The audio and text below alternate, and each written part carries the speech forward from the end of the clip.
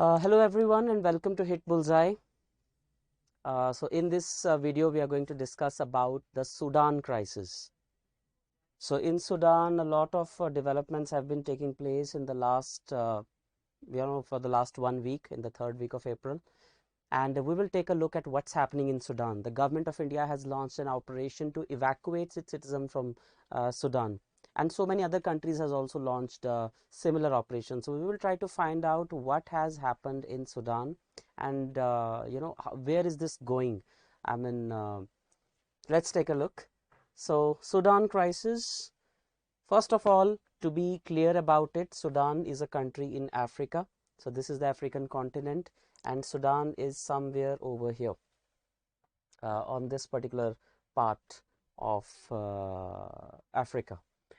So Sudan, if we talk about what the conflict is all about, like if I give you a gist at the beginning, it is that there are two groups. One is the army of Sudan, and the second group is a militia group, RSF. So the army is headed by this man here, and the RSF group is headed by this gentleman over here. So the conflict is between these two. Like, they have differing perceptions of how Sudan civilian government or Sudan peace is to be restored. So that is what the entire conflict is about. Now if we start step by step, first of all, Sudan has gone through a lot of difficult times in the past.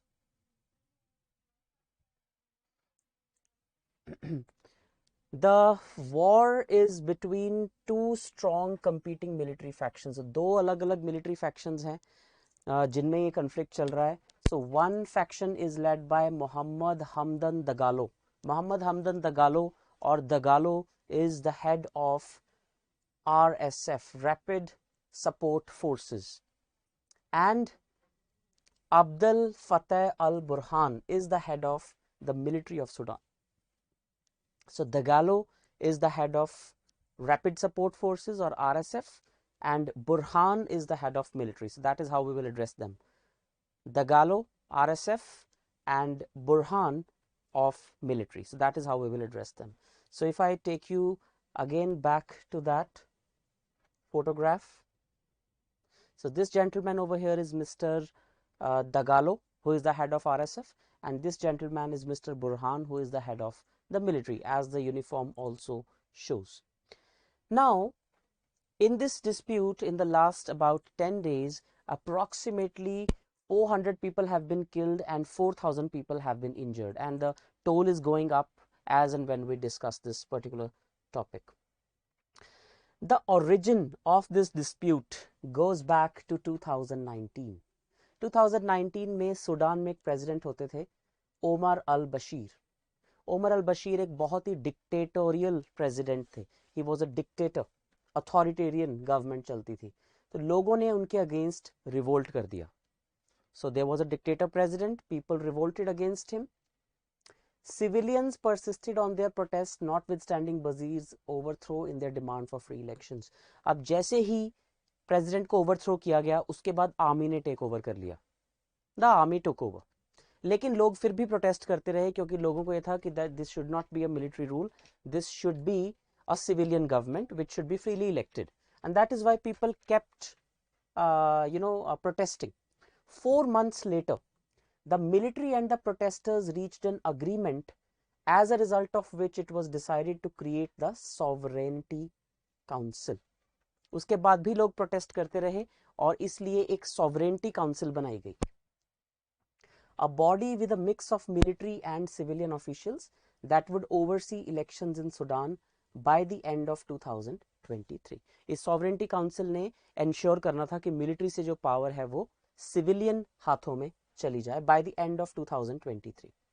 और अब्दुल्ला हमदोक को इसका prime minister बनाया गया. यानी कि president को overthrow कर दिया गया, मिलिट्री ने रूल टेक ओवर कर लिया, लेकिन मिलिट्री से वो rule, of course civilian government दोबारा आनी चाहिए. Military is not a permanent solution. इसलिए एक सॉवरेनिटी काउंसिल बनाई गई जो कि इलेक्शंस को ओवरसी करेगी, और मीन टाइम अब्दुल्ला हमदोक को प्राइम मिनिस्टर बना दिया गया. He took office in August. but this arrangement was only temporary. Now the problem is the military ruler, Mr. Burhan, started feeling entitled to power, something like that. So Mr. Burhan, the military ruler, quickly took over as the de facto head of the nation after the military deposed Hamdok's administration in October. दोबारा से अब्दुल्ला हमदोक की prime ministership को भी हटा के military ने दोबारा से टेक ओवर कर लिया on the country. So it is a military coup in direct reference. लेकिन मिलिट्री कू में मिस्टर बुरहान के एक पार्टनर थे, military partner, mister Dagalo, who is now the head of RSF. So Mr. Dagalo became the vice president of the ruling council and was second in command.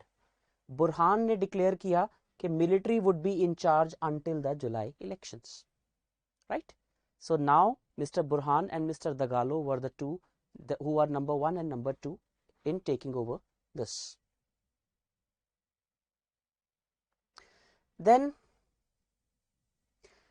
now the problem is the relations between the military and the RSF. The relation between the military and the RSF. The problem is there are accusations of human rights violations, including the killing of so many protesters in 2009 and 2012. And what is the disagreement actually?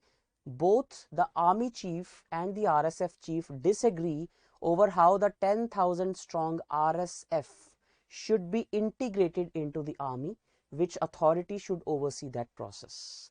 अब RSF जो एक extra militia create किया गया था उसे army में कैसे integrate करना है उसके ऊपर सारा डिसएग्रीमेंट है. इसलिए अब जो टसल जो अभी क्राइसिस चल रहा है सूडान में, that is basically a fight between two armed groups.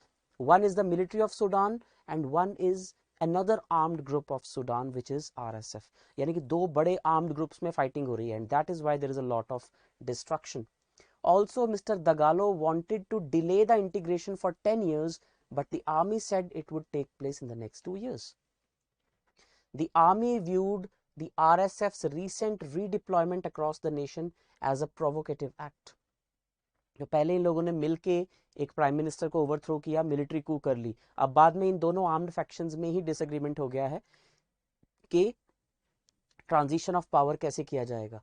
इसलिए 15th अप्रैल को there was a fierce fight that broke out between the two groups.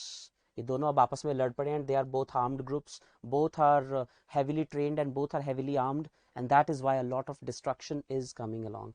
ऐसा नहीं है कि इसमें civilians बहुत ज़्यादा involved हैं. No, it's basically a fight between two armed groups, and that is why this is not a civilian uprising against the government or anything like that. So India has now launched this operation called Operation Kaveri. It was launched in fact on 24th of April. 24th of April 2023, India launched this operation, Operation Kaveri, and this is to evacuate its almost 3,000 citizens which are stranded in Sudan. The rescue operation is currently underway, and around 500 Indians have reached Port Sudan as of Monday. Monday, that is 24th of April. Right? Now, if we talk about the way forward, what's going to happen? बहुत सारी foreign governments ने अपने अपने rescue operations launch कर दिए हैं. US, UK, इन्होंने अपने मिलिट्री एयरक्राफ्ट्स भेज दिए हैं. सऊदी अरेबिया एंड फ्रांस ने सक्सेसफुली इवैक्यूएट कर भी लिए हैं अपने लोग.